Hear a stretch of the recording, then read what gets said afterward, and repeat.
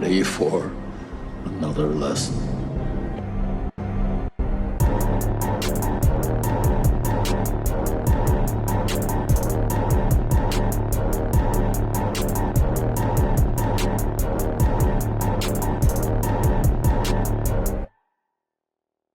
What's up, everybody, and welcome back to Back Row Banter, your favorite casual movie talk podcast. I'm one of your hosts, Adam Schwartz, and on this week's episode, we'll be talking about the movie Superman 2025. Do I have to add that little amendment at the end, the little parentheses? Like, there's quite a few other movies. I think probably safe to do it. Called Superman. Yeah, Superman 2025. James Gunn, Superman. Superman. Superman. Anyway, but of course, before we get to that, I'm joined today by not Israel Nathaniel Gingrich. It's very important you know that is not Israel. It is Nathaniel. Correct. That man over there. His name is not Israel. His name is not Israel. My name's Nathaniel, though. His name is also not. It could be Nathaniel. I don't know, but it's not Israel. We know that, and my name's also not Israel. But beyond that, what if they changed the name to Superb Man? Have we thought about that? Ooh, I don't like it. Yeah, I'm kind of. It doesn't roll. It's Superb Man. Who? He's just a little dumber. No, not Superman. He's superb. I'm just saying. Got some flair to it. Yeah, think about it. Maybe the Bizarro Superman is Superb Man. Well, it's in my head. It's like Superb Man is to Superman as Spaceballs is to Star Wars. You know, like you have your little version. spin-off, satire. Superman DC universe. It's Superb Man. I did see something earlier this week that Omni-Man was originally going to be named Supra Man, Supra Man, and that was in like. It's a little too close. Yeah, apparently they went to Kirkman. It's not like anyone's fooled who he's emulating, but still. Yeah, apparently they were like, hey, like sonically, this is like indistinguishable, basically, and that's the issue kind of thing. But I think you could get around it with Superb Man. Superb, yeah, that one. No one's crossing those up. Also joining us today is Side Ting Tyler Vidalis. Got a little side ting going. Are you saying siding? Are you saying siding? I'm saying ting. I'm saying ting like I'm Drake. You know, side ting. Oh, like with a Caribbean, I guess a fake Caribbean accent. Sure. I guess it does sound like siding.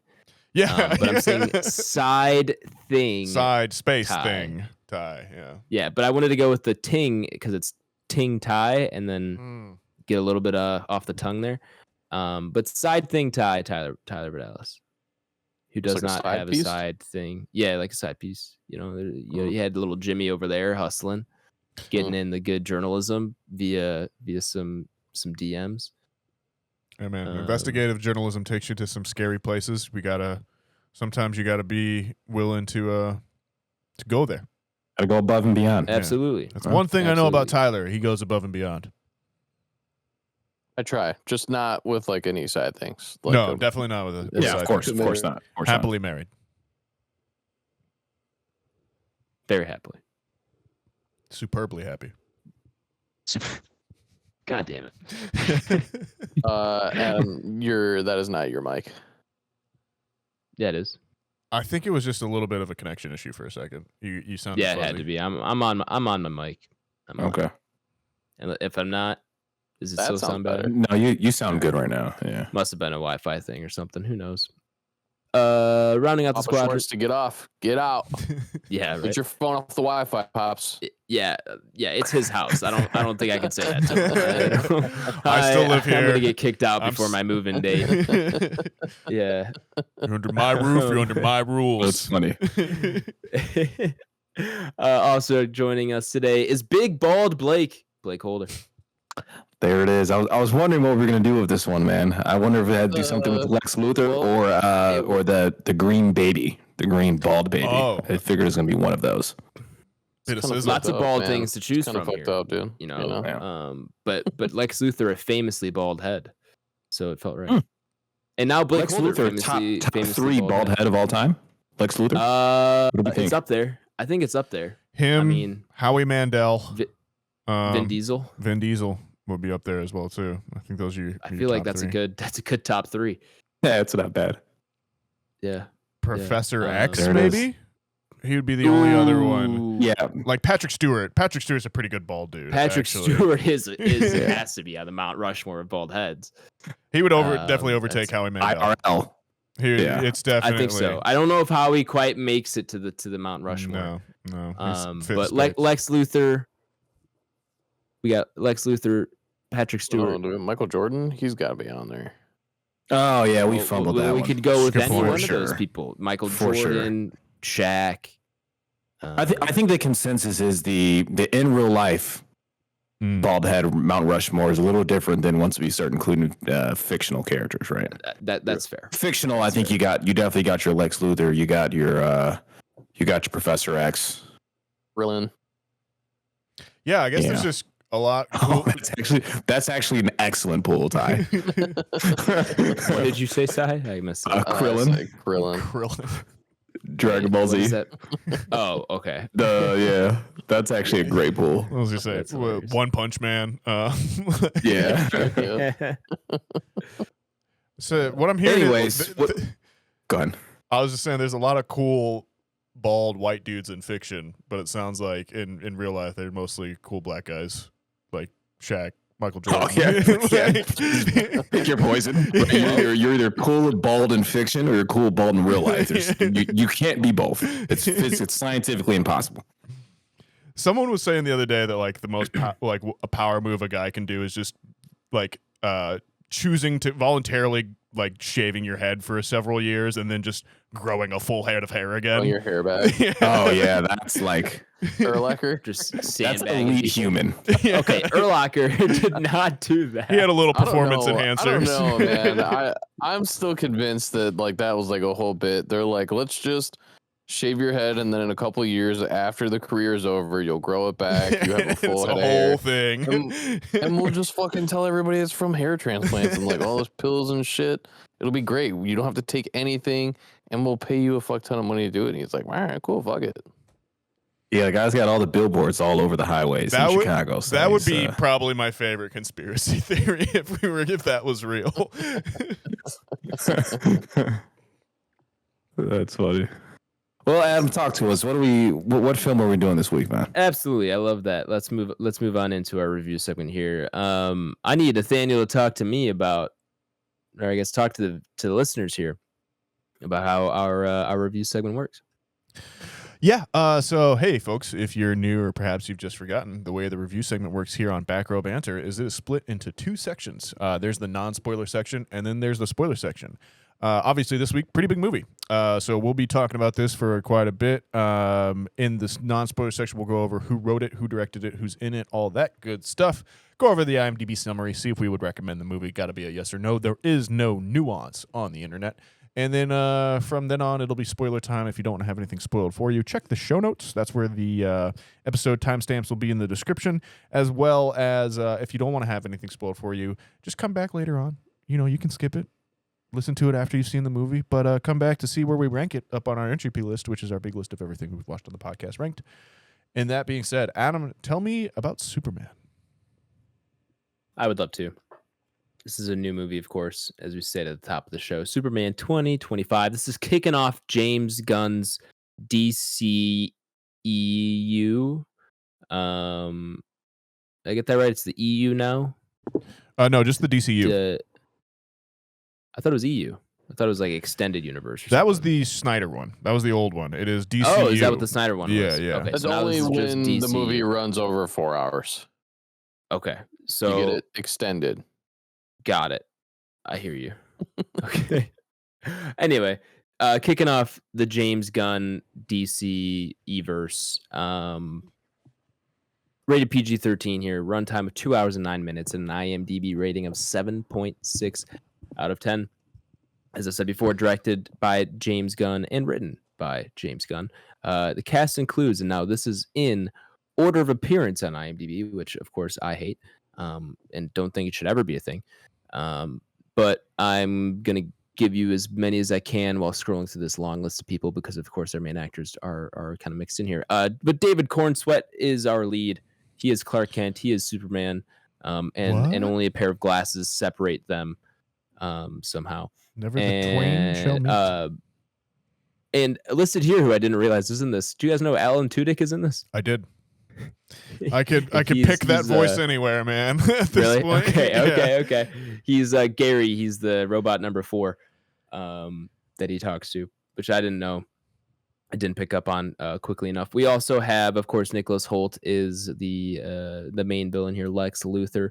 And then we have Rachel Brosnahan as Lois Lane. And we got Skylar Gisondo, who some people might recognize from like Righteous Gemstones, is kind of my biggest call for him. He's been in a few movies every now and then. He's been in a few other things. Yeah, I would definitely say Righteous Gemstones is like the first thing I associate with him with, but he's definitely gotten a few roles here and there. Ridiculous charisma. That dude is like a charisma factory. Yeah, absolutely. And I know I'm missing some big names here. So we also have. Did we say Rachel Brosnahan as Lois Lane? Yes. Okay. Yes, we did. And I'm looking Eddie Gathegi as Mr. Justice Terrific. Gang. Nathan Fillion. Eddie Gathegi. Nathan Fillion plays Guy Wendell Gardner, Pierce. aka the Green Lantern. Wendell Our Pierce. guy. Yeah. Shout out. Yep. And then Isabella Merced is here as well as Hawkgirl. Who is she getting her own movie? Isn't she getting her own movie? No. Hawkgirl. No Thought idea. she was. Could be wrong. Hope she does. Go for it. Did you mention Palm Clementif? I did not. Voices one of the robots as well. Yep. Okay. Noted. Any other big actors I'm missing? I'm trying to scroll through again. This is I think that's in order of appearing. just. Yeah, I think that's probably our biggest ones. Yeah. Cool. Bradley Cooper. Sure. Makes somewhat of a cameo, kind of. For sure. Super random. So I'll give him a quick shout out there as well. All right. The IMDb summary reads as follows. Superman must reconcile his alien Kryptonian heritage with his human upbringing as reporter Clark Kent. As the embodiment of truth, justice, and the human way, he soon finds himself in a world that views these as old-fashioned. That is interesting. That is an interesting summary. Especially because the tagline used to be truth, justice, in the American way. Oh, I like the play on that. Yeah. Like it. This movie definitely deals with some of those themes. How are we feeling here, fellas? Great response from most audiences. Not named Ben Shapiro. He apparently did not like the movie. I can't imagine why. But going into this movie, I mean, I was hearing a lot of good things all around. A lot of people saying a lot of good stuff. So went in with slightly higher expectations, like kind of leading up to it than I had kind of maybe a week ago. But the few days leading up to it, as more and more people saw it and more good things came out about it, I was like, all right, maybe this will be pretty good. And I did enjoy myself. I do think this is a good movie. I think it might have gotten a little bit blown out of proportion with how good it is, but I do still think it is very good. And I can understand why some people are very enthusiastic about it. And I, enjoyed my time in the theater, enjoyed my time with this movie. I've enjoyed thinking about it more since I've gotten out of the theater. There's not a lot of, there's things I would change here and there. There's not a lot of bad things I have to say about it necessarily.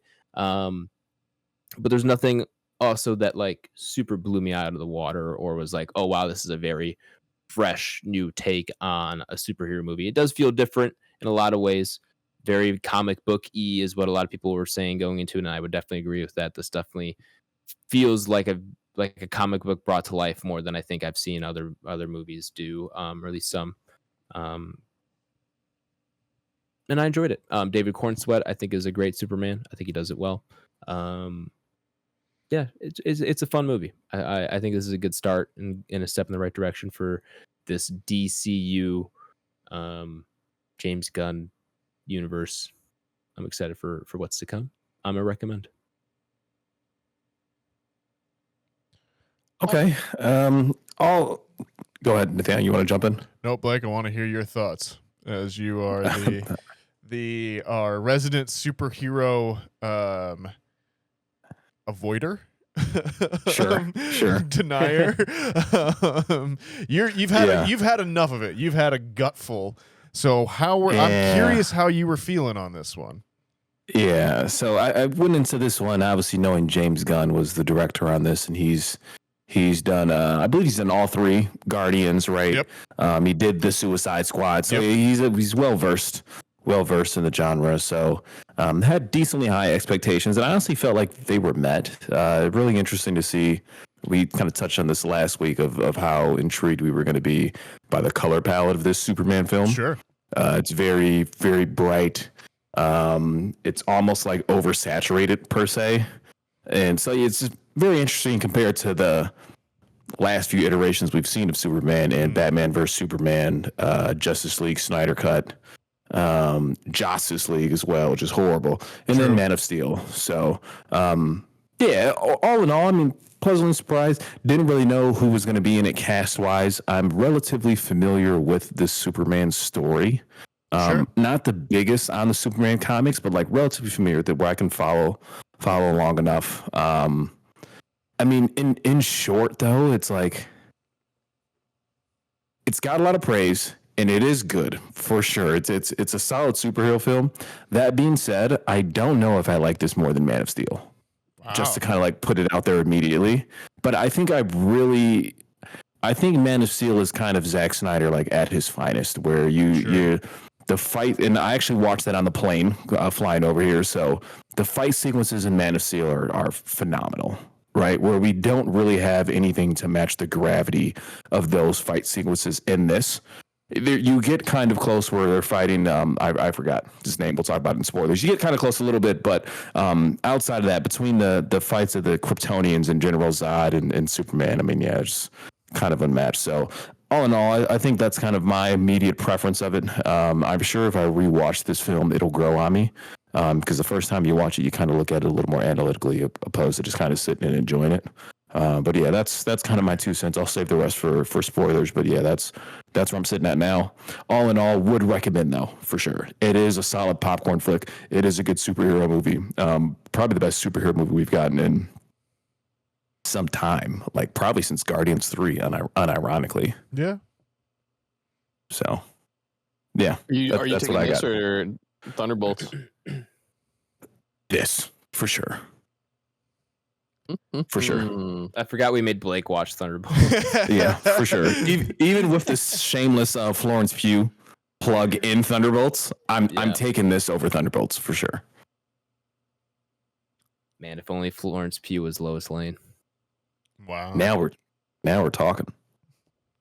She do it well too. I'm talking. Go ahead. I wanna interject with something really quick that I forgot about.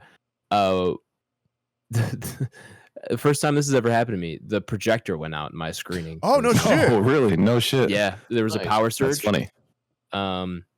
It was a little unfortunate because me and my friends my one friend, we did a double feature when we saw this and did it with The One Who Flew Over the Cuckoo's Nest. But basically the power going out in Superman. Yeah, it was quite an odd double feature, but there's only one showtime to go to. But we only had like an hour and 10 minutes to get food in between. And so the power outage cut into our time in between movies. So it was a little unfortunate on that front. They did get the theater back up and running in like 20 minutes. That happened to me in but yeah, I've never had that happen before. Happened to me in Solo in the Dolby theater once. It was at that time. But yeah, that was the only time it's ever happened to me too. Yeah. That was my first time. So sorry. Nathaniel. Yeah, man. A superb man, some would say. I found myself enjoying this movie. I hadn't seen a Superman movie until Man of Steel, actually. I'd never seen any of the originals. I hadn't seen Superman Returns. So when Man of Steel came out, I was like, oh, that's pretty cool. And I enjoyed that. And I'd watched Superman as a kid in the cartoon version for sure. But like what became very clear with these Snyder films was like he was viewing it as like, oh, here's what real people would think if one of these things like showed up and like Superman showed up and was this powerful, and he was like basically a god and could just do what he wanted at any given time, and like the planet would rightfully, or maybe not rightfully, but would be kind of afraid of that, right? And I think that was a really interesting direction to take it in 2013, but in 2025 we are just not in that same place, right? And I found this to be a very 2025 movie. I don't know how it will age. I don't know For sure. how if it Agreed. came out in 2018, what people's reactions would be to it or something like that overall, if it would be too campy, too earnest or something like that. But what I can say at this point was that I left the cinema feeling like I hadn't wasted my time. I felt like I had a good time while I was there. And I felt like, you know, the movie made me happy. It made me feel like it was, you know, like things were going to be okay. And that like, if there was a Superman here, maybe he would be a nice guy and that would be pretty cool. And I just feel positive about that, man. I feel happy about that. I don't think it's the best movie that's James Gunn's ever done. I don't think it's you know, it's the best movie of the year maybe for me yet or anything like that. But I do think it is significant, and I think it's a good starting place for the DCU to come off to build from. And I think it pulls the right moves within that for an audience in 2025. We're not doing the origin story. We're not saying this is the start of the DCU and like all the other heroes come after that. It's just like we're here in the world. I love the kind of opening credit or not credit, but like the opening setting with the like threes repeated and that kind of thing. I think that puts you right into it. And a couple people that I've listened to have kind of described it as this, and I do feel like it's pretty accurate, but it kind of feels like you are a kid and your friend has given you issue 11 and 12 of the Superman run. And it's like, you don't need to read everything else. You just need to read this bit. This is the peak of the series at this point. Just jump in at that point. And I do feel like it does reflect that in some ways. I think to what Blake was saying, like the color palette is very comic booky, but it's that very bright comics, which is kind of interesting, almost like what the Invincible comics look like in a lot of ways, and I think that is like a direct ape of Superman a lot of times as well too. But it's those bright primary colors. A lot of it's set in the daytime. It's not necessarily, you know, half the people are in shadow or something like that. And it looks like we actually, you know, bothered to think about the color palette ahead of this and not thought about what was going to look best for viewing it on your phone while you're, you know, listening to something else and running on a treadmill or something like that, the way Thunderbolts looks.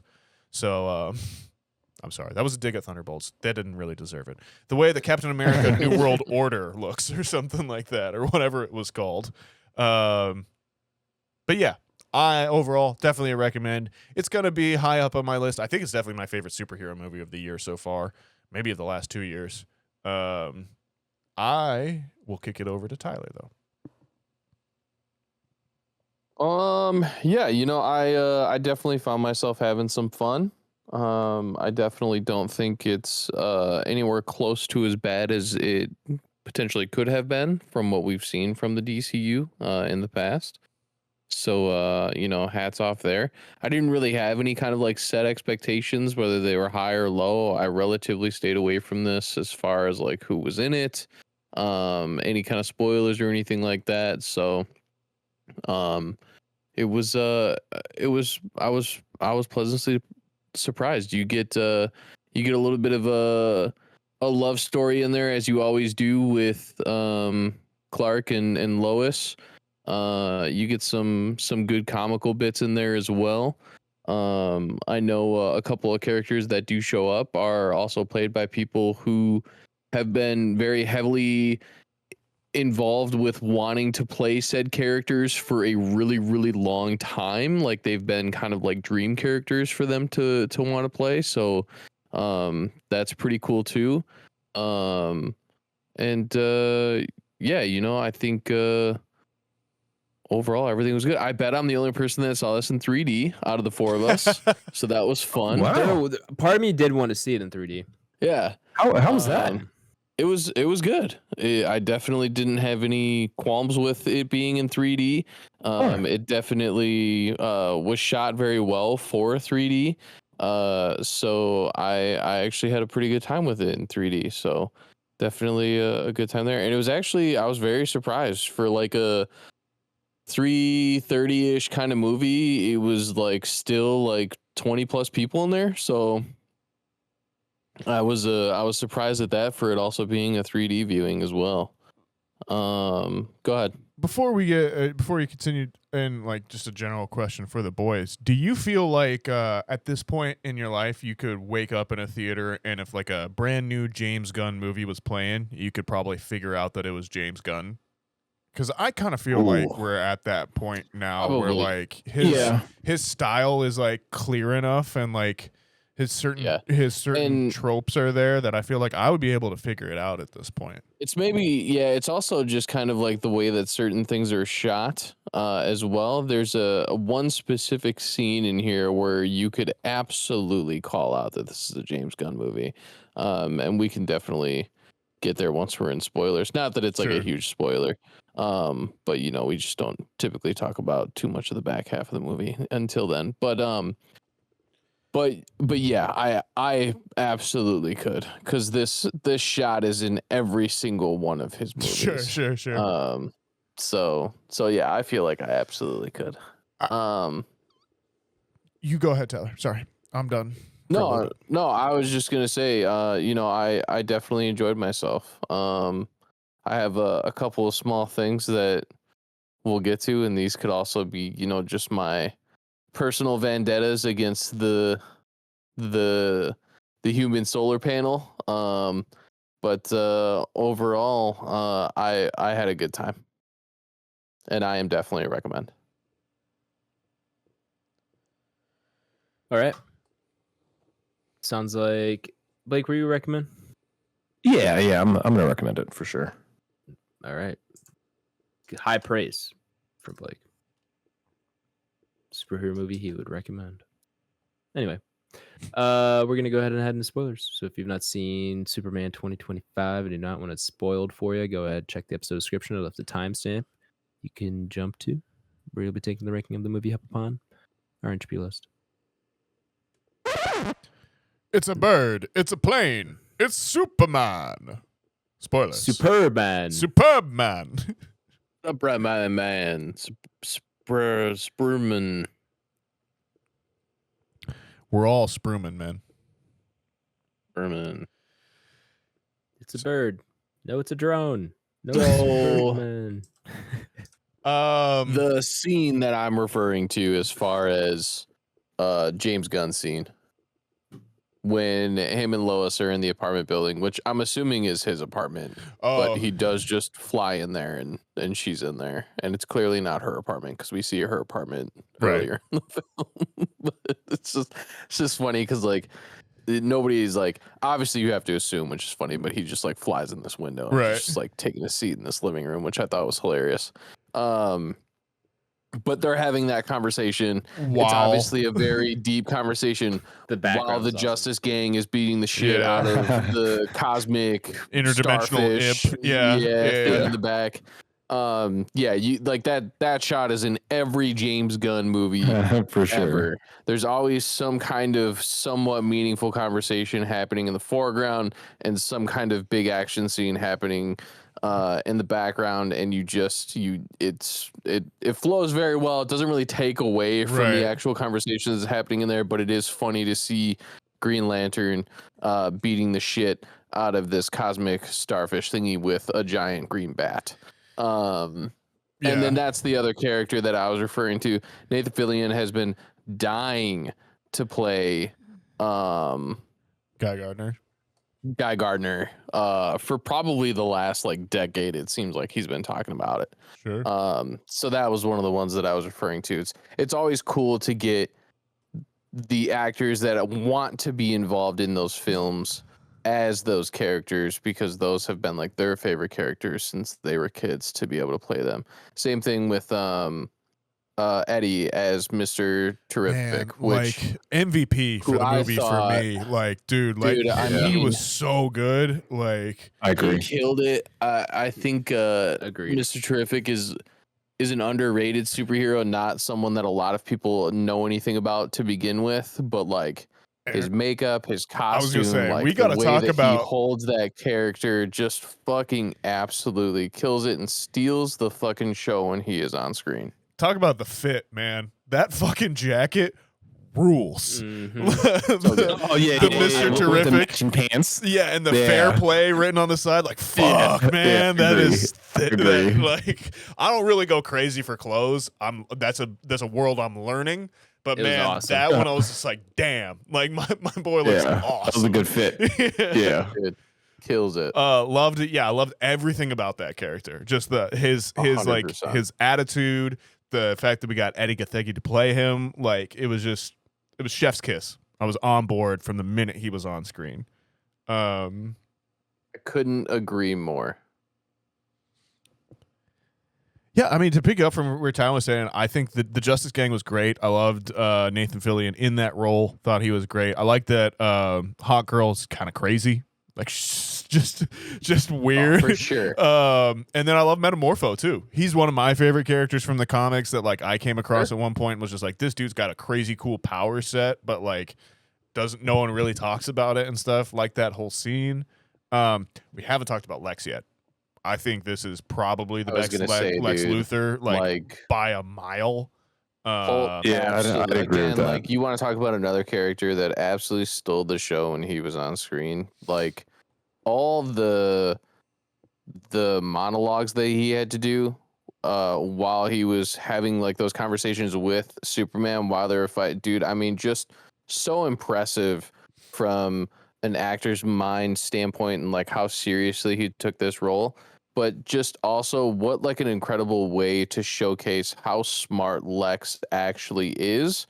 But then again, also show like the defects in the character of like, he knows that this is out of pure jealousy. He knows exactly why he does what he does, but he's so smart still. And like, it's just, I mean, like you said, dude, easily the best Lex Luthor we have ever had on screen by far.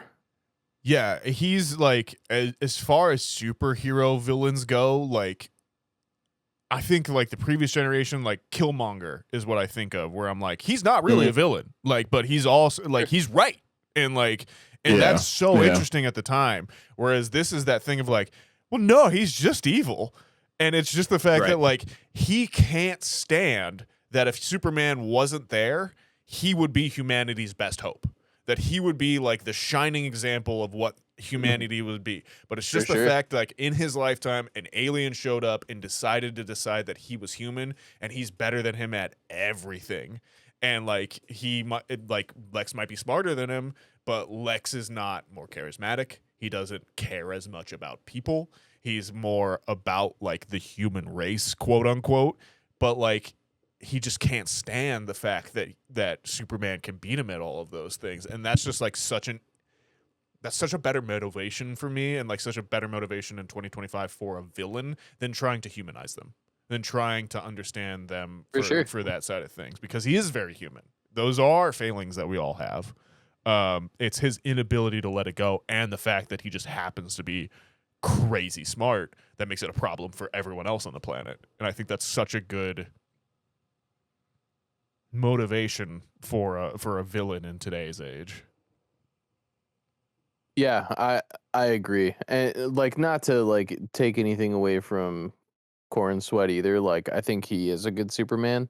I don't know if I would. I'm pretty sure I would take Henry over him. And it's I would just probably agree at this point in time. Yeah, and I don't think it's anything of like his fault. I think this is just purely of like one of those scenarios where like where you're introduced to the character the most and like where you vibe with that character the most in your lifetime is kind of like who your set person is for that character. But I think he does a really good job. But unfortunately, if he is on screen at the same time as Lex or if he is on screen at the same time as Mr. Terrific, like they are absolutely stealing the show. Yeah, I feel like they're more seasoned actors.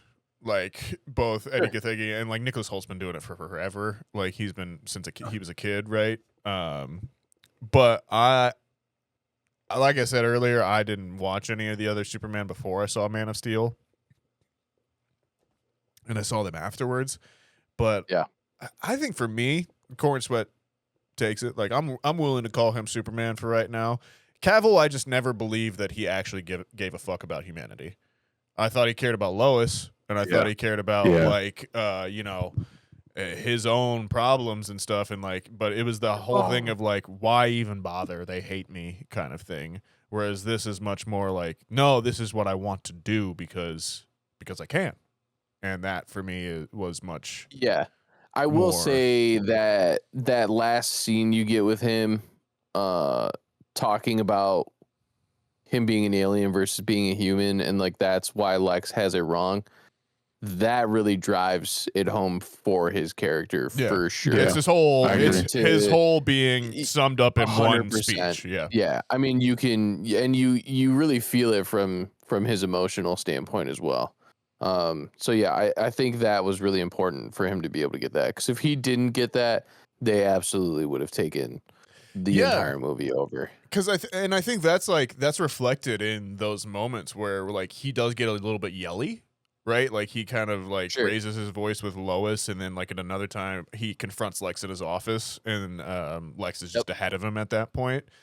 But it is that like that moment where you're just like, oh no, you do understand this character. Like he is better. He is the best of us, and he can be, and like that. I felt like they don't get much screen time, but the Ma and Pa Kent like moments, I do feel like really felt like they had influenced his character, and it is that like absolutely. I feel like the like Ma and Pa Kent are always this like middle of America, Nebraska, like American values, and this is like these were true like real people. They're like, no, I like my neighbors, and like I go and like we get good food, and like that's cool. Like that's a good thing. The burritos, like, the burritos. I really like those. I love them. I love them calling Clark, congratulating him on his front page article. It's like, it's like, and they know he's Superman. They just saw him get his ass kicked. But no, they're calling about his front page article because it's like they keep. It seems like they try to keep that separate, which I don't know. I like those little bits, but you're right. I loved how they played his parents in this one. Like that, those just feel like people from Kansas, you know. Yeah, I do genuinely feel like they felt like real people. I will say a criticism I have. I think the Daily Planet team doesn't really get enough time.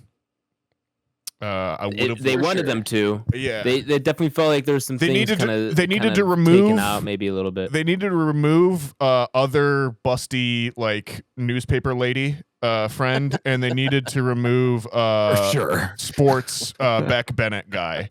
If we didn't have those characters and we just had Perry White, Lois Lane, and Jimmy Olsen, then I think we would have been fine.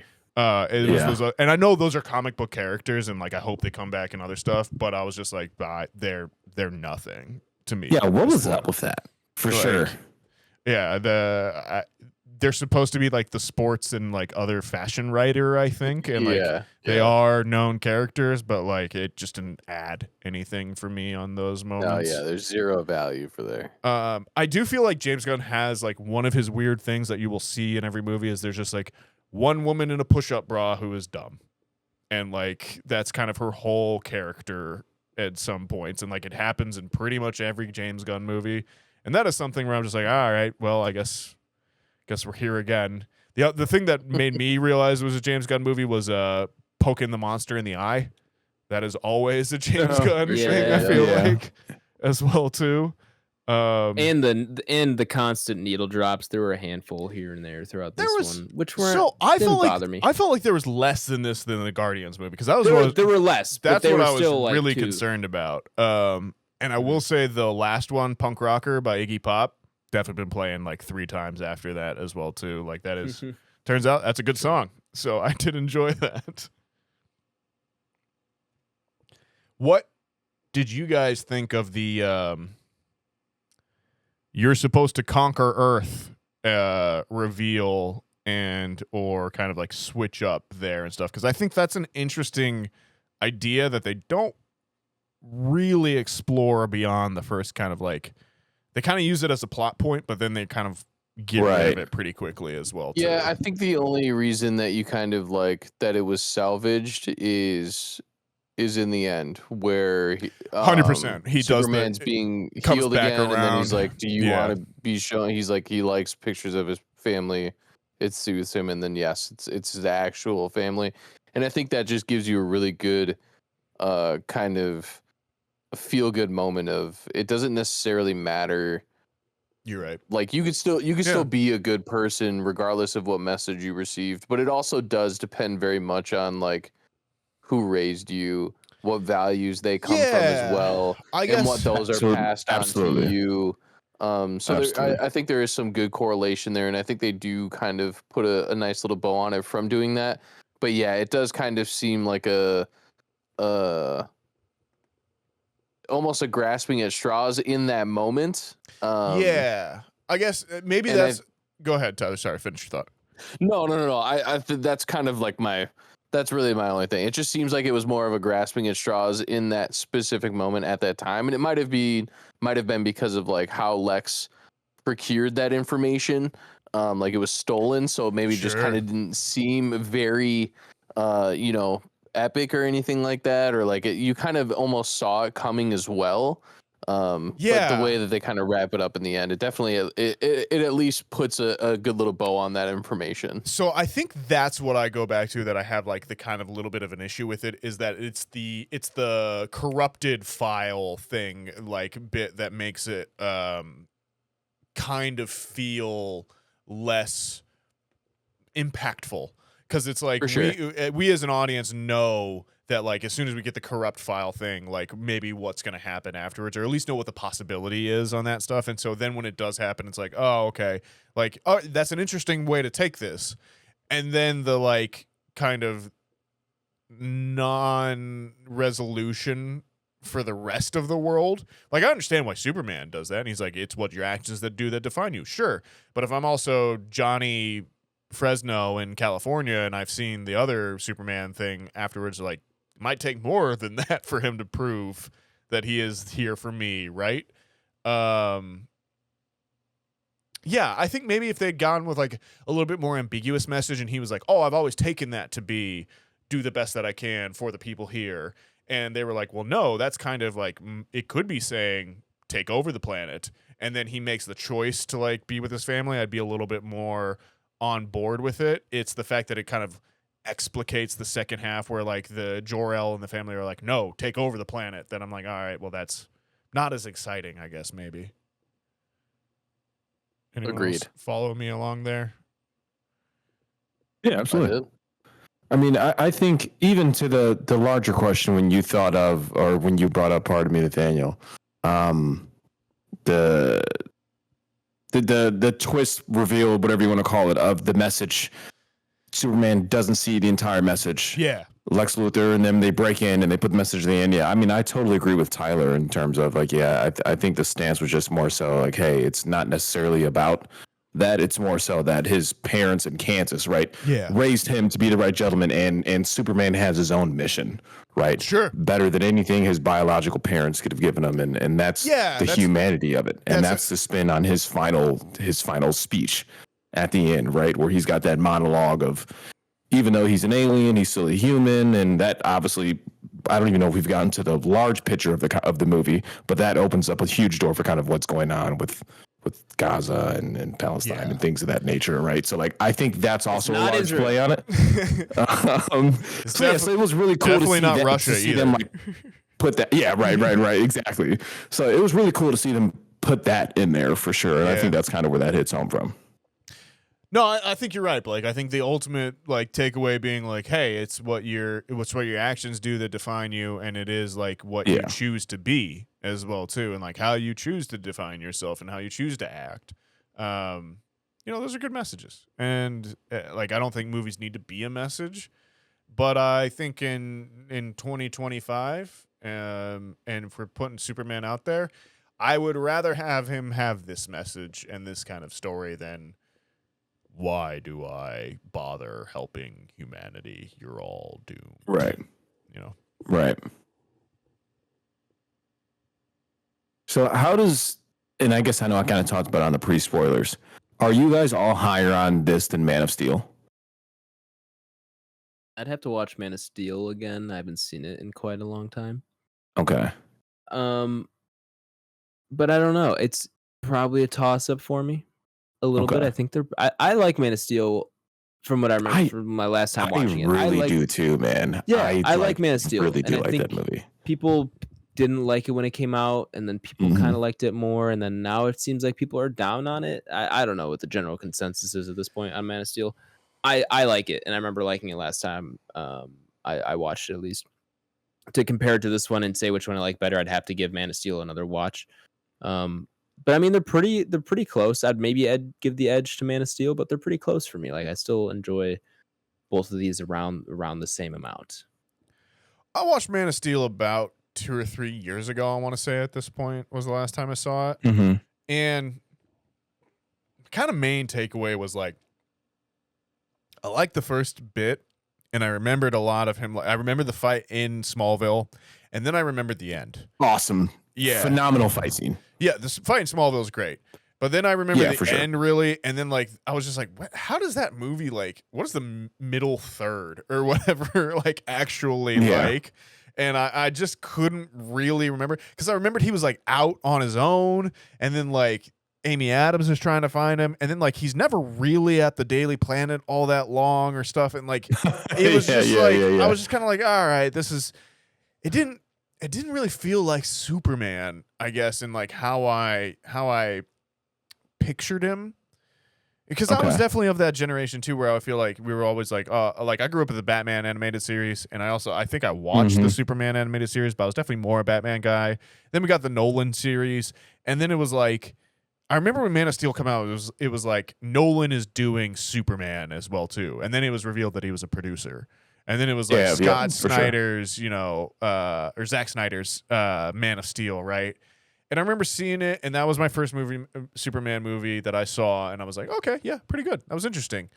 But like this, for me, definitely hits more of the, oh, that's a hero I believe in and feel happy about and is like gonna rescue me. Snyder's Superman. He does give a fuck about me.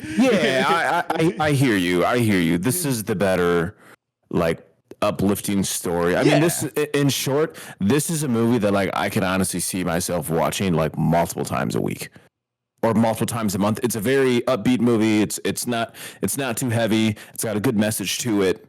It's like, it's not as overbearing, if that's even the right word, because it's not like. No, I think that is a great word. Yeah, it's not like Man of Steel is the fucking gloomy. Nightingale or something like that. Yeah. But you know what I mean. But it is. Yeah, it's Man of Steel is tonally a different film. It takes itself very seriously, where this 100% for sure. Yeah.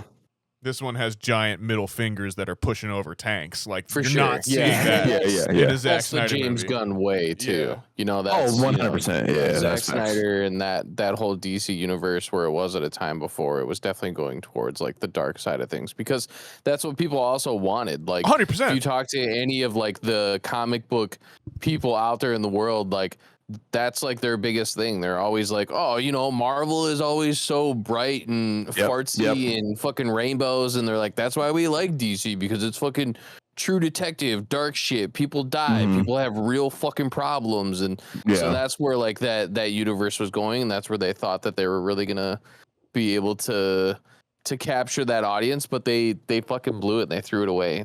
And so James Gunn had to come in and save the day and put a little Marvel twist on it, and I think he did a good job, and still made it a way to where like the problems are still large enough, but also have that small town kind of feel with them, and able to kind of wrap all those kind of up in the same package, and does a really, really good job at doing so. So I like that the public is smart in this. They're not like sure. victims that are being caught anywhere. They're like, oh shit, like superhero shit off is happening. Like, we'll take a photo and then we're out of here. Like, but we're like, they're kind of like they're with it kind of thing. Whereas like a lot of those other stuff is like, there's 50 people in that building. We gotta save all of them before it crashes down, kind of thing. And yeah, no, I felt like the tone of this one was a little bit more accessible for me. Yeah, overall. yeah, I agree. Did you guys see? Did you see Ultraman coming? Did you guys know about that? I did not. I thought, yeah, I saw that, and then I thought when he was beating him up against the like weird, kind of like square, craggly rocks and stuff, I thought he was going to get the Bizarro, like face, like chunks kind of thing. I think he'll come back as Bizarro now eventually, but like, yeah, I mean, he is a clone of Superman, and you didn't see him quote unquote die. He just got sucked into a black hole, so he can survive that. So yeah, he'll absolutely be back. The engineer, I think, is from The Authority, which is like a weird like DC spinoff kind of thing. That was the lady with the tech powers. She, I thought, could have been better. Like, that was definitely someone that I like am like, oh yeah, she was also in that movie as well too. Yeah, her design just looked like old. Sure, kind of like I don't like it was the whole thing like this with this movie is like it was technically like kind of like current day, and obviously like there is some very high level technical advances, but like between the opening credits and then also like your color palette then your costume design, you still get like a very 80s like late 80s early 90s kind of like campy feel. So I thought that was pretty interesting. So I think on that side of things, her design was just a little weird for me. But overall, we haven't talked about Crypto yet. Yeah, so like this is one of my biggest gripes with the movie. Like, he saves the day. Like, helps out, like doesn't beat the shit out of Lex Luthor. I think if he doesn't have a whistle and Crypto doesn't come and pounce on Ultraman, that I don't know how he's getting out of that scenario. So like in my book, you let Crypto save the day, which is kind of a cop out, which kind of sucks. But I guess people love dogs. Some people love that. Like I also kind of love the idea that like if I'm a human man, like a German Shepherd could fucking maul me. And like I kind of love the idea that like that still applies to meta humans as well too. Right, that if they're all Kryptonian, like the dog can still throw you around and shit. Yeah, exactly. Like that. Like I'm a big strong man, but like a dog could still just beat my ass at some point, and like this could be just an animal on the same playing field as these guys, and I kind of love that.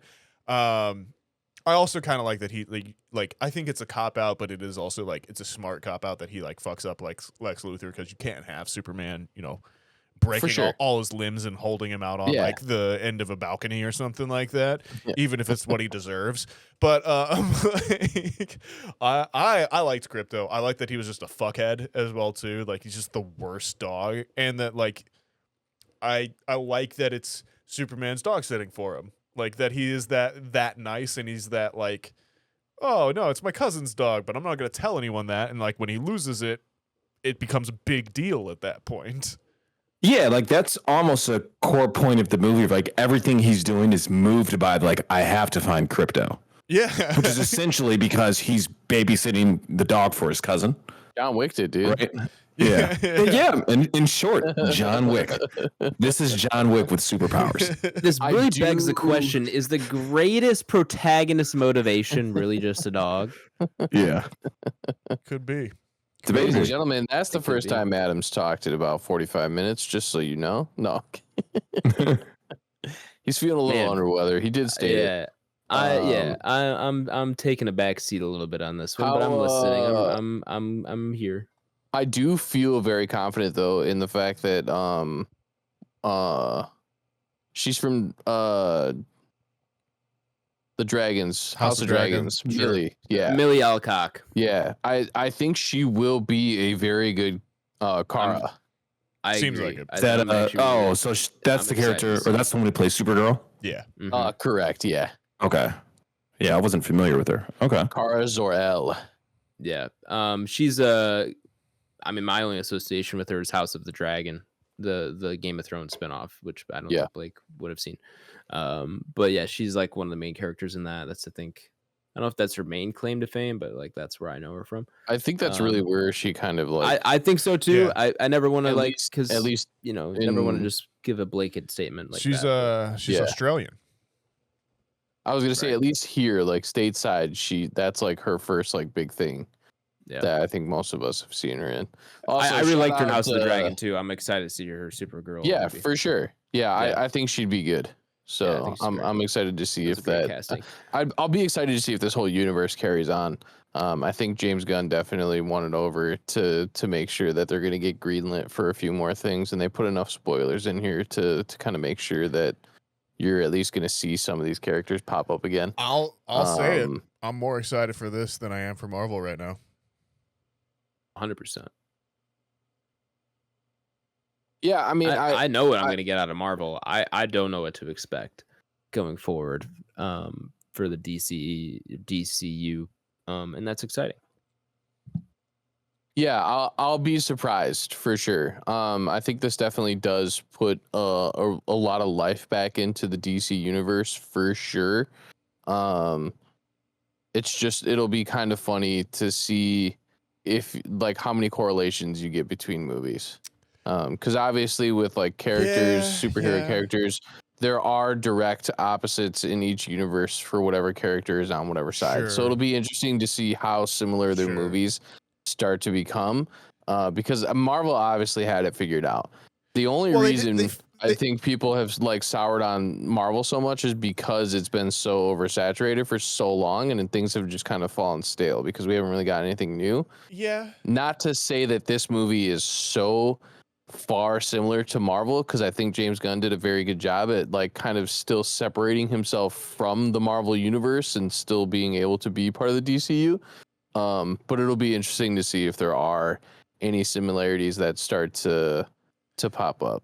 Yeah, I think for me, where Marvel is like Marvel as a universe starts in like what the 90s or whatever with Captain Marvel, which was the 25th movie in the franchise as well too. But it was more or less like Iron Man in 2008. Here's where we're introducing superheroes, and like everything else gets filtered in as well too.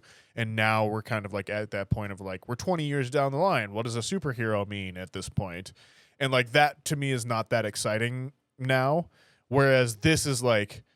It's the other side of like, there's always been superheroes. Here's a random little story in this universe, and the next movie might not really be connected to this one, but you can probably guarantee that 3 or 4 little more adventures has happened in between then, and we're just checking back in with the folks. And like, I think that's a viable way to make a cinematic universe where you don't have to be building to a grander story necessarily. You just got to tell interesting stories from the universe itself. And I think that's what excites me at this point. I don't give a fuck about Marvel and having to. I'm burnt out about caring about the last 4 or 5 movies. Facts. But if you give me 100%. a DCU movie where I'm like, oh yeah, I remember Superman from the last one, but you're gonna tell me that Mr. Terrific's in this one, and like he's hanging out with the Justice Gang again, but we might get a few more random characters in there that all of a sudden I like those guys too. Now you've got me interested. Now I want to see what's going on, and I will happily check in with these guys every 2 or 3 years if I'm not going to have to pay attention that hard. Like that's cool to me. For sure. Yeah, I think it's an interesting way to take it, and I'm excited to see what happens next. Do we know what the next DCU movie is? I think it's going to be. Have they even detailed that? I think it's Supergirl. I think we get a Lantern series. Oh, We get a okay. Lantern series, and then it's supposed to be Supergirl, and then I think it's supposed to be Clayface, which has a script written by Mike Flanagan, and I think is being I was like, yeah, directed that by can be him. borderline horror. Yeah, so it's supposed to be. Interesting that Mike Flanagan's got his hands on that. Yeah. And Gunn said that he's not putting anything to production without a script locked. So your script has to be like ready to go. And you're For not sure. like starting anything and like trying to write it halfway through. We're not like previewing, like having the CGI company start on the 3rd act 8 months ahead of time. For so sure. we're locked into it Yeah. kind of thing. He's Yeah, like, we're doing this the right way. right. I really think he's seen the Marvel system and wants to do something different from that and not try and copy it the way that like it seems like they were trying to do 10, 15 years ago. Yeah. Okay. Yeah, I mean, do we know who the director is for Supergirl? I think that's so. a great question. I think supposedly it's the guy that did Cloverfield Paradox. Okay. Which so we know that movie got fucked in the edit. So like maybe you can't blame him. Maybe he's a guy that like Gunn knows him and is like, this dude is actually solid and like I want to give him a shot. That's how I'm it could be the studio could have fucked him over or anything. Because that thing went straight to Netflix and something or else. And it was weird. Like remember there was like a weird thing, it was gonna come out and then it didn't, and like I think it was supposed to be a different movie and then they tried to make it a Cloverfield movie and stuff. So I'm hoping that maybe Gunn knows this dude and is like, yeah, he's solid. Okay. The director is Craig Gillespie.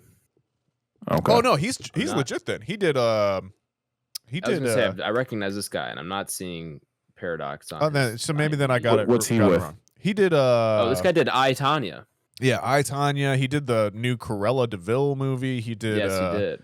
He's he's legit. He's pretty good. I think he's done a couple I, Tanya is a great movie. Kind of focuses on never seen it. Heard nothing but good things about it though. Great movie. Yeah, ladies who have interesting pasts, we'll say. Mm-hmm. Sure. Yeah, that's probably Margot Robbie's. That might be my favorite movie of hers, honestly. Really? Okay. That different. Yeah, it's up there for sure. I really like that movie. Yeah, no, this guy seems legit. I'm excited for Supergirl. Millie Alcock is awesome.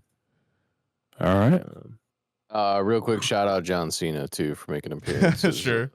Oh yeah, we didn't get that on here for sure. That was so funny, dude.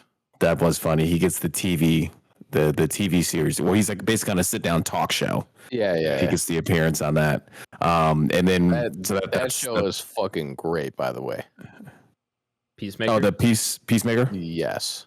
Yeah. So yeah, that's my only HBO, gripe with that, right? Yes. Yeah. My only gripe with that is that like, all right, well, like where's the cutoff then for old DC and now new DC? If Peacemaker was from Suicide Squad, like is that Suicide Squad movie now part of this new DC universe? Yes. Or is it just Peacemaker? Yes, like that's how. Oh no, it's truthfully I think it's like we don't know yet. I'm gonna go with the Suicide Squad takes place in alternate universe and Peacemaker is the first one. I think officially the first one was the Creature Commandos, which is the animated series that was on HBO Max that featured Frank Grillo as Joel Kinnaman's dad. And then he also shows up in this movie as like the guy who's like, well, I don't really like him, but Superman seems pretty cool or like whatever. Like he's crossbones. Big Blue's sick. Like as soon as I saw him in like his tactical gear when he was walking next to him, I was like, he's just crossbones. He's just sure. But yeah, I think Creature Commandos is technically the first one, but I don't know if Suicide Squad applies as well. Peacemaker seems to be in both universes. Maybe he crosses over. Maybe he finds a portal. Shows up in this one. Boom tube. A boom tube. Could be. He's also. I think I told you guys. He's also in MK1. So definitely the biggest person to come out of the Suicide Squad series. Right, and John Cena is a fucking A-list, damn near an A-list nerd now. Yeah. Before we jump out of the movie, one thing I do want to mention is that only thing I am devastated about in this movie, and I think the only person may know where I'm going with this is Nathaniel, is that despite having Wendell Pierce in this film, I was waiting on a she the entire movie, and we did not get one. And I remember watching it with Haley, and I like leaned over. I was like, if I don't get at least one of those this movie, like I got to take half a star off. There was opportunity for it too. There was a perfect opportunity. The photos, he could have gone for it. 100%. That's what I was waiting on. I was like, okay, this might be it. And then they didn't do it. I was like, oh, come on, James.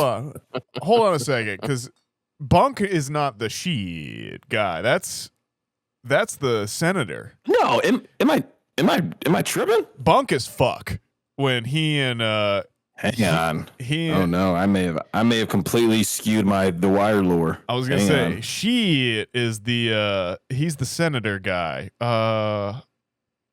Yeah, you might be right because this guy's Wendell Pierce is the detective. Yeah, he's McMurdy's like partner. Yeah. McNulty. Sorry. Yeah. Yeah, you might be right, man. Well, that's embarrassing, fellas. Well, keep it in. Don't clip it out. But yeah, no, I'm sorry. I'll ruin that one then for sure. We've had worse brain farts on this podcast. Wasn't that guy just in something else? He was recently? He was. Yeah, he was that we saw him. That's where my brain is like completely scattered right now. No, you're. What was he in? He might have been in like. He might have been in not Expendables. What am I going to say? Thunderbolts? He might have been in Thunderbolts. This is going to bother me now. Pause for station identification, guys. While we why don't you look that up while I get us out of spoilers? Are we good on spoilers? Yeah, Perfect. of course. Yes. Beep, beep, beep, boop, beep, beep, All right, welcome back, listeners who skipped over the spoiler segment. We're going to go ahead and throw up Superman Up Upon our Entropy list. For those of you who do not know, the Entropy list is Back Row Banter's official list of all the movies we have reviewed, regardless of genre, regardless of anything else, all on one fantastic list. It's essentially how we rate our movies rather than do it out of 5 stars, out of 10, whatever it is. We throw up all the movies we review on a list and see how they compare to one another. If you want to reference the Entropy for yourself, you can do so by checking the episode description, where it is linked to my Letterboxd. All right. Superb Man.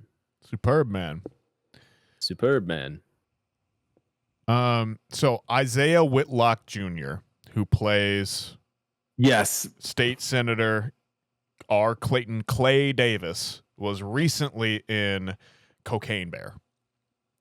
Okay, we did for maybe the podcast. That could be what I'm thinking of then for sure. Or Atlanta was kind of the other thing that's probably the most recent thing, because he plays the main character's father in that one. So thank you, Nathaniel, for cleaning that up. Then I had a massive brain fart in the movie theater, but luckily no one knows besides the people who listen to this podcast and the folks that watch The Wire. For sure, if you've gone down that road. But I mean, if he did say shit, like, I would feel like that would also have applied. I would have loved that as well too. I'm not gonna lie. Yeah, for sure. For sure. Well, we ready to rank it? I think so. I feel like this is gonna be an interesting one. It is. So we've got a couple James Gunns on here. A couple Jimmy G's. Yeah, I think the highest is, well, where's Suicide Squad? Guardians of the Galaxy 3, maybe? Suicide Squad is 81, and then Guardians might be higher than that. Guardians 3 is pretty high. 74, yeah. So 81 to 74. That's not crazy.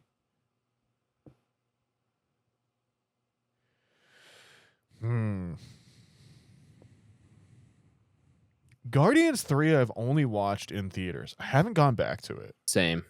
I should rewatch that too. That was actually a good movie. I was gonna say, but I remember liking it a lot. I remember really liking it at the time as well too.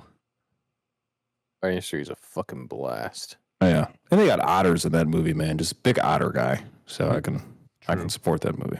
Yeah. Suicide Squad at 81, like, that was definitely the movie that I think back on as like, I was just like, oh, I enjoyed going to see that movie and like had a good time with it as well too. You know what? I have a spot. This is tough. I think I know. Go ahead, Nathaniel. I want to put this.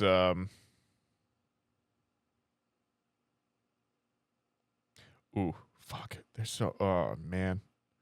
You thought? Yeah, I thought I had a spot. Then I don't. All right, I've got a new spot. I'm going at 70. Going below. Oh man! Actually, whoa. No, I take that back. I'm going at 69. I'm going below Gone Girl. I'm going above Civil War. I was gonna put it. Wow. I was gonna put it at 59, but I can't put it above Tropic Thunder. Fair enough. Like, I wanted to put it above Spider-Man: No Way Home, and then I saw Black Hawk Down, Nosferatu, Princess Mononoke, and Nope, and those really fucked me up. So I think I like. No, No, I'll take that back. I'll put it at 68. I'll put it below Nope, above Gone Girl. Okay. Wow. That's The I don't know high? about the rest of the group. That's much higher than I thought you were going to say, though. That's incredibly high. But This is okay, the guy who said. I like This it. is the guy who said I don't want to put Kill Bill too high because then we have to put the other Tarantinos so high. He's now putting this above Kill Bill Volume 2. Have we It was like 5 years ago, dude. Get over it. have we done Inglourious All right, Bastards well. yet? No, we haven't. Have we done Pulp Which Fiction? we need to. Shit. No, we haven't. Which we need to. That'll go up real high. So I rest my case. Now, want my Nazi scalps. Eat my Nazi scalps. So yeah, I mean, I'm kind of thinking aloud here. I mean, I was lower than Nathaniel. When I first started climbing the entropy list, I think my immediate hard cap was probably Inside Out 2 at 86. Sure. So I was like, man, that's a really good movie. Awesome blockbuster last year, and a massive message to go along with it, not only to adults but even to children. Good point. Then I started kind of make my way down. I think I ultimately like it more than Mickey 17. Probably like it more than F1. So I think I'm kind of playing in that low 90s ballpark. Getting it down to the hundreds, I think, is just a little too difficult. There's too many films that are placeholders in the late 90s, low hundreds that I would put this over. For example, Wakanda Forever. 100%. I would put this over Wakanda Forever. So kind of hard for me to put that down. And they play in the same server, for lack of a better term, in the superhero server. So I think that's some I think 2025 speak. I like that. If I ever heard that, that's good. I like that. I think I'm gonna go. I think I'm gonna go below Bullet Train and below Coherence and above Tokyo Drift. So I think I'm gonna go 94. Respectable, no doubt about it. And I will always go to bat for Coherence. I love that movie. Yeah, Coherence is awesome, man. Honestly, quietly, one of my favorite films you've put me onto since we met in 2018. Coherence references, I like that. For like a $50,000 movie, I don't know if you For can sure. do much better. That movie's man. awesome. Yeah. We could do better. Let's get $20,000 together and let's just, Okay, you raise that money. I'm on board, bro. You let me know. Well, that's where I'm at, fellas, ladies and gentlemen, listeners. 94. Gentlemen of the jury. All right. Adam. I've got my spot. And this is going to sound egregious compared to where you guys are putting it, but I think this is a little bit more fair and will age a little bit better. I'm going to go 124. Below Barbarian, above Teenage Mutant Ninja Someone Turtles. suddenly concerned about aging better. Dune 2. Dune 2 is still my number one. I don't care. So Yeah. I mean, ultimately, though, Adam, I kind of see where it was. You have it above Multiverse of Madness, which I would 100%. I think we would all agree with that. Yeah. Right. Yeah. And then, like, I don't know. I think the Deadpool Wolverine one is kind of like nitpicky. that's when I saw where I was like, I could go either for way. sure. I would watch this For over sure. But then Deadpool, outside of that, Wolverine. I think it's like, I think I agree with you.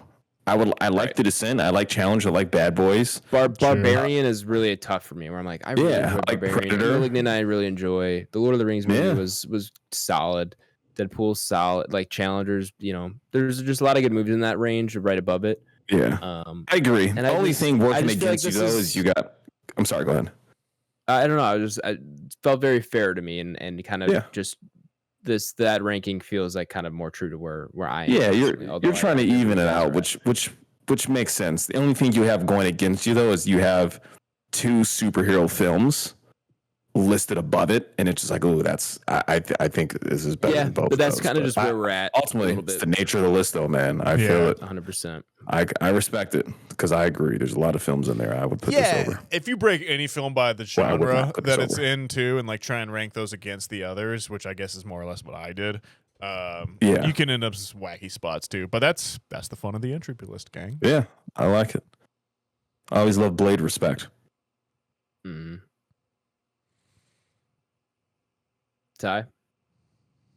Yeah, I've taken everyone's thought processes into consideration here, and as much as I would like to, pick out a couple of movies that are better than this, I think I'm seeing the vast majority of like where your ranking is at of like movies that are like not as good as this.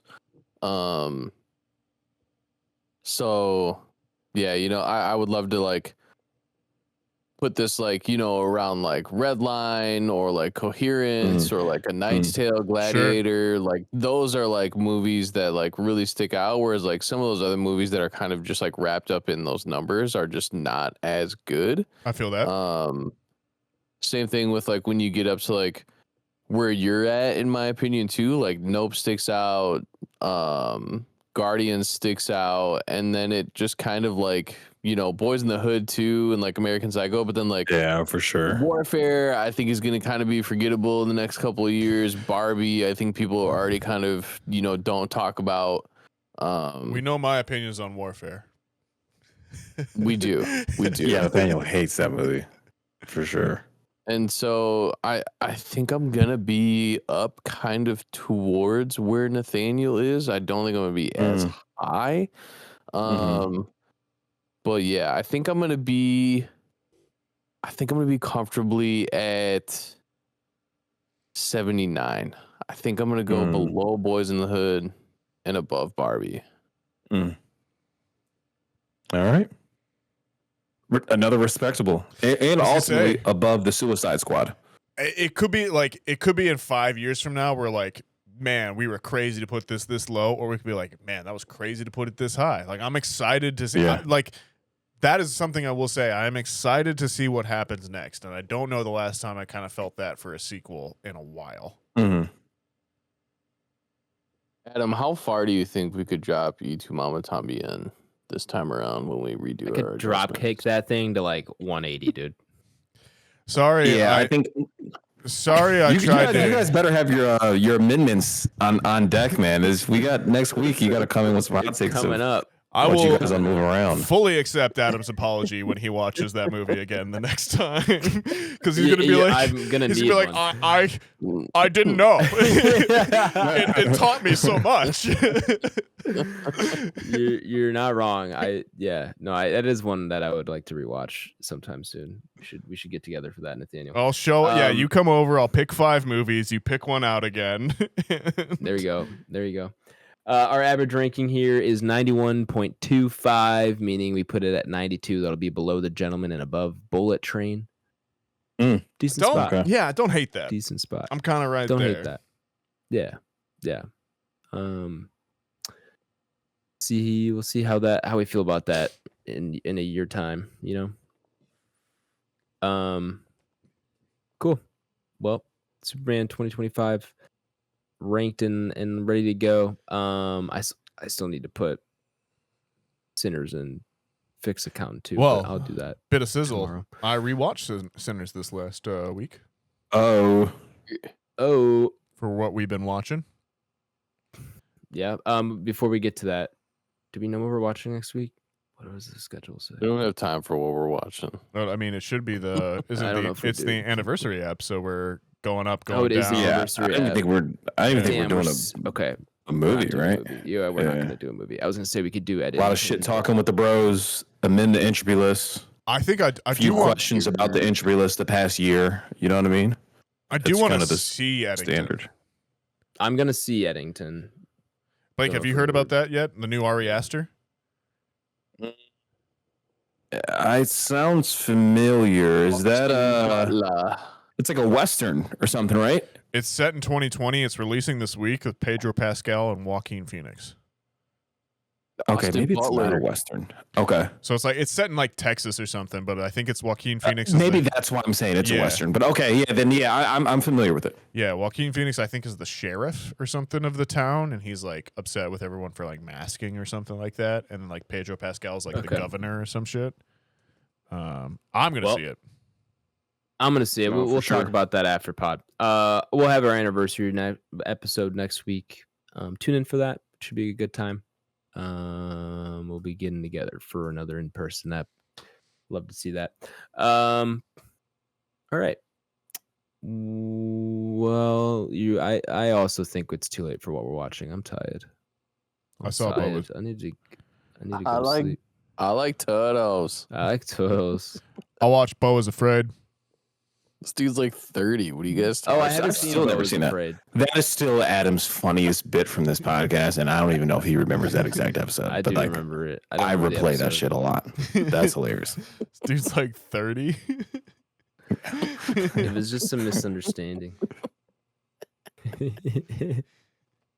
I was also confused in that moment, but I don't want to rehash it. Eli Roth thing is still absolutely That's- hilarious. Yeah, that's gold too. It's like episode Yeah, 3 that one- or something like that. That was like Yeah. the second episode, dude. I That's don't feel gold. bad about. I don't feel bad about that. I was 19. Give me a break. Yeah. Give me a That's break. factually true.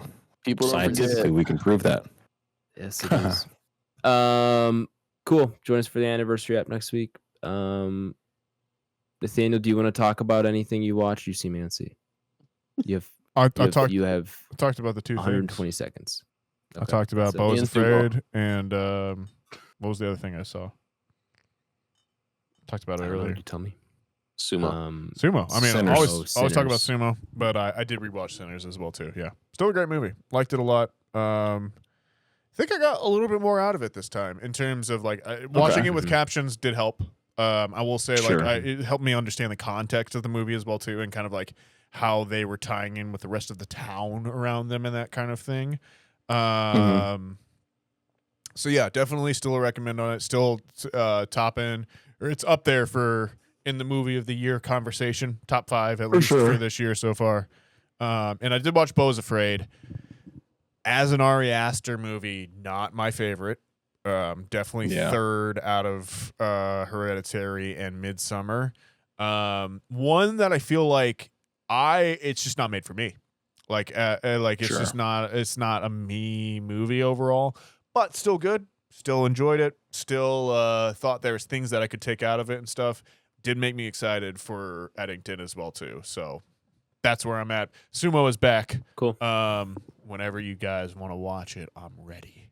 Whenever the boys start to join the sumo train, I am on board. The engineer. I sent my boy Hoshoryu. Took out Takayasu on the first day. That was a great little moment. I sent it to the group. He's since lost 2 matches since then. So not great, Oh, but awesome. we're doing all right. There's a reason it's 15 days. True. Cool.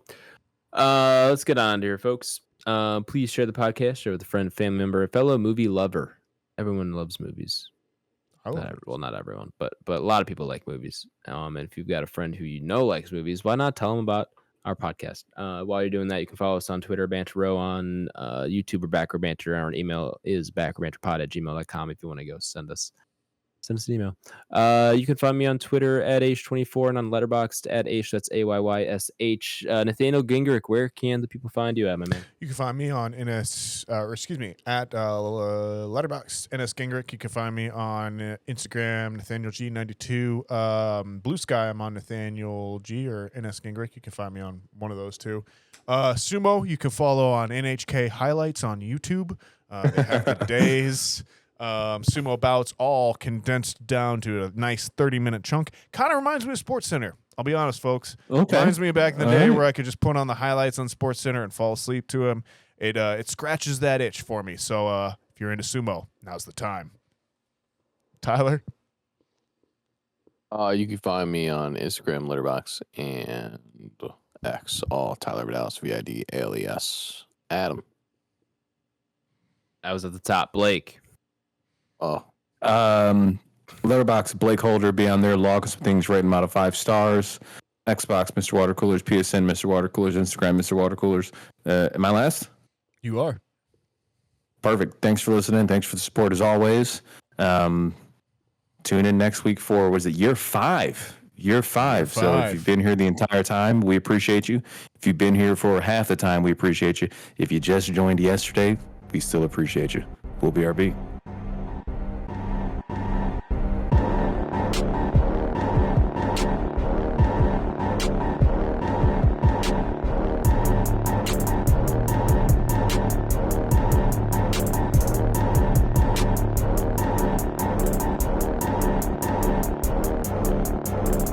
America. Ready for another lesson. Adam, you want to provide me a Cubs update or White Sox update? Because is that halfway through the season? The All-Star game? Roughly. It's slightly after halfway. I think it's closer to 90 games rather than like 80. Yeah. But yeah, this is generally regarded as the halfway point, and then the trade deadline is about 2.5 weeks. Okay. At the end of July usually. So how are we looking for Chicago sports then? Because we've got fried and everything else. White Sox are irrelevant. I mean, they're better than last year, but they're still not good, and they're still really terrible. Okay. Yeah, they're still pretty bad. Also, I don't know if I have you. Try turning your gain down just a smidge. It's not that bad. You're just a little loud for me, and I don't know if it's me or if it's you. But try turning it down just a little bit. Is this any better? A little too far. Go just like in between if you can. Yep. This any better? That's perfect. Thank you. For sure. Just want to get that down a little bit. Yeah. So White Sox still irrelevant. Right. I don't think their prospects look promising. We'll see if they have people to trade at the deadline. They could trade Mike Tauchman potentially. Like, there's a handful of guys they might be able to trade. But yeah, White Sox are irrelevant. Their season was over before it started. Cubs tied for the best record in the National League. Oh wow! Great first half of the season. The only concerning thing is that somehow the Brewers are only one game behind us, which is really unfortunate. I hate the Brewers. Same division, right? Yeah, same division. So the Brewers have won the division the last 2 or 3 years, and then they always choke in the playoffs, which is hilarious. Wait, so Ty, are you a Brewers fan? No, honestly, I could care less about baseball. Okay, yeah. Honestly, I'm with you too for the most part, for sure. I just like to, play devil's advocate, especially when it becomes like people just assume that I'm a Brewers fan because I'm such a big Packers fan, but that's what I was going to kind of think. Yeah, makes sense. Yeah, I think baseball is like one of the most boring sports on the face of the planet. You're hilarious, but yeah. So Cubs doing well. Going to the game on Friday. They should be making a lot of moves at the trade deadline. The Cubs' problem right now is their starting pitching. They had their best pitcher out for the season. Then their second best pitcher was out for like 8 weeks, maybe seven weeks or so. And they've held it together. They've had one guy that they signed in the offseason that was just an all-star, Matthew Boyd, who's been pitching really well and really stepped up.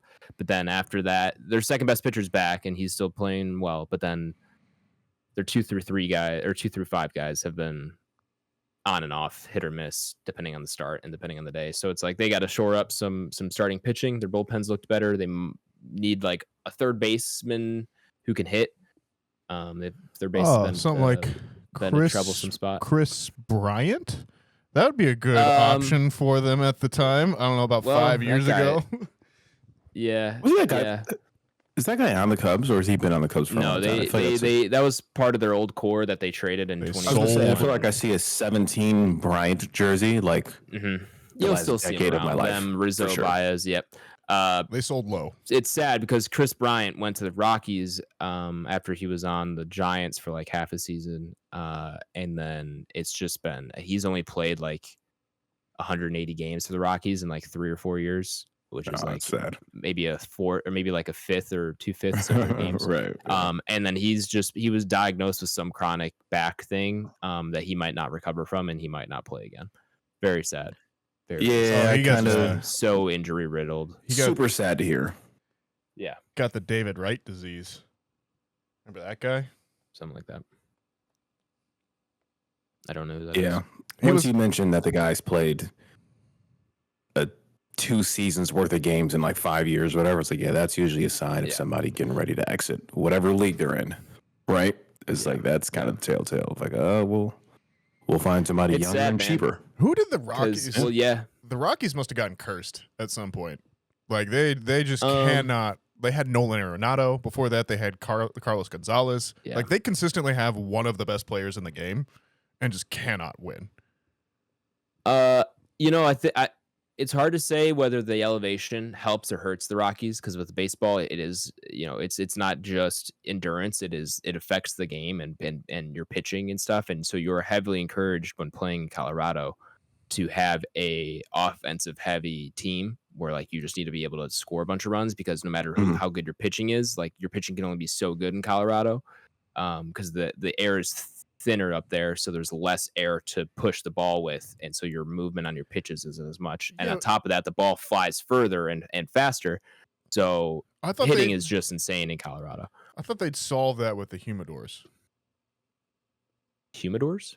Yeah, I know. Like a couple seasons ago, I know they were putting the balls in humidors, so like it would like put more weight into it, kind of like thing, so that like the ball was always. Oh, I see what you're saying. Humidors? I mean, no. Yeah, we would just put all our guys in giant cigar boxes and See ship what them happens. off to wherever state they were going to, and hopefully they would stay 100%. fresh. I can't speak on that, Nathaniel, but I do know for a fact that the offensive numbers in Colorado the past few seasons are still at the top of the league. So it still hasn't changed enough to change that. Yeah, I was going to say they've just essentially, the Rockies have sold their soul essentially for Jokic, like 3 MVPs. Sure, It might have maybe one that is championship. just Denver decided. The Broncos. Yeah, they sacrificed it all. For sure. The Broncos are like one of the better organizations, very Packers-like for the most part. They'll be down every once in a while, but for the most part, like always, very good. They won a championship with Peyton Manning, like a fucking skeleton of Peyton Manning in like 2015. But like, you know what I mean? you would think then that like the Rockies should just be like, fuck it, we're the bomb squad. Like, just sign the dudes that just pimp home runs all the time, right? And like lean into I mean, it's that still shit. There's still organizational dysfunction at the end of the day. Right. Like, it doesn't matter where you're playing. They had that like one you gotta manager then for like 10 years that was They like did have- 500 yeah, at that was- best. Like, yeah. So there's definitely some organizational stuff that plays into it. I mean, at the end of the day, like you got to play around. I mean, look at the Yankees. They just stacked their lineup with lefties because they got a 3-14 fence. So it's like you got to do the same kind of thing. Like the monsters who can hit there. the ball. Yeah, Exactly. 100%. So yeah, you gotta just learn how to build your roster around your team. But so there's definitely some organizational stuff there. But I don't know. I think it's a combo of the two because it's just so hard to play baseball in Colorado or in Denver. Yeah, and to even add another thing in there as well, fellas, I'm pretty sure the Avalanche won a championship like post-COVID. They did. Not wrong. Like So like all in all, Denver's pretty good at sports. It's just not For the most Yeah, part. they've had a good run. It's hard to have them all, So They've had a good run. Last in decade or fact, so. yeah, we would hate Denver collectively if they were good at every sport.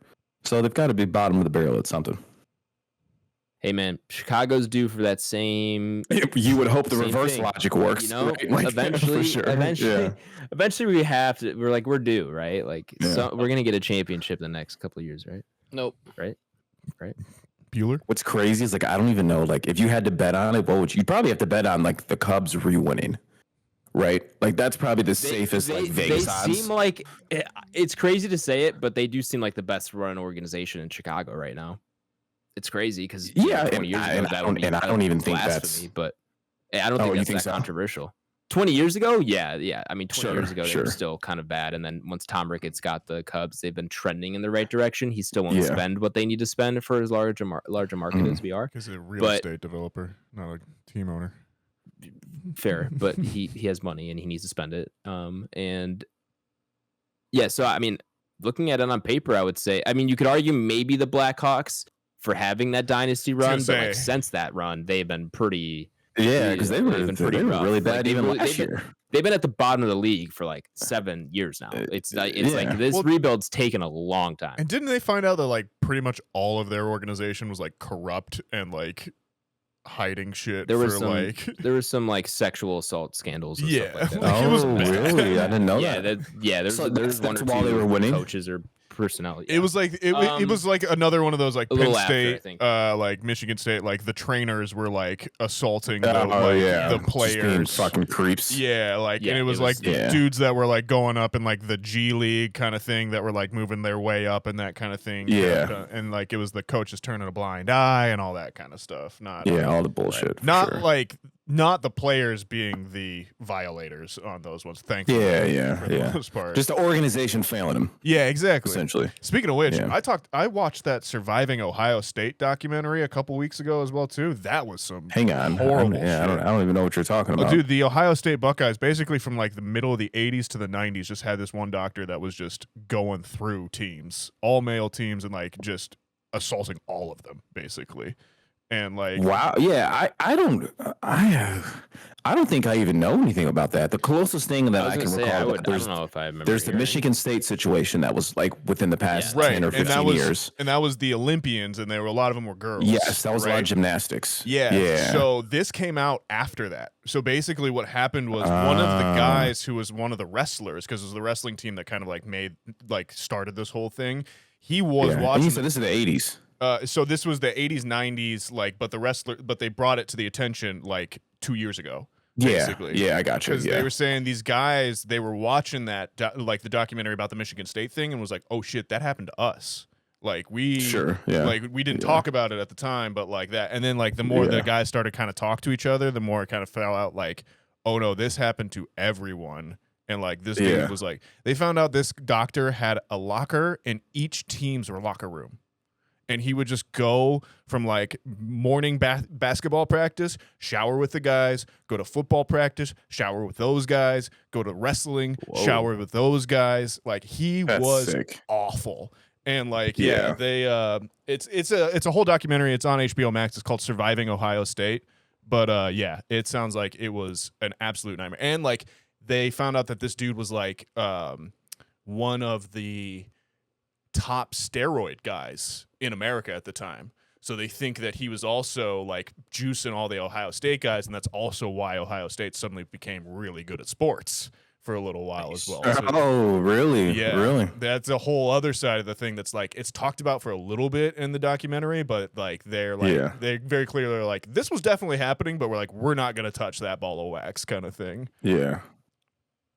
Yeah, no, I'm gonna have to look at it. So it's HBO Max. That's even something like I'd like to ask my dad about to see if he's privy to it.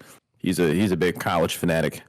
But yeah, absolutely, just sick, dude. There's some nasty individuals out there, man. People, wanting to use their position to be gross to other people, and then like other people looking the other way for it. It's tough, man.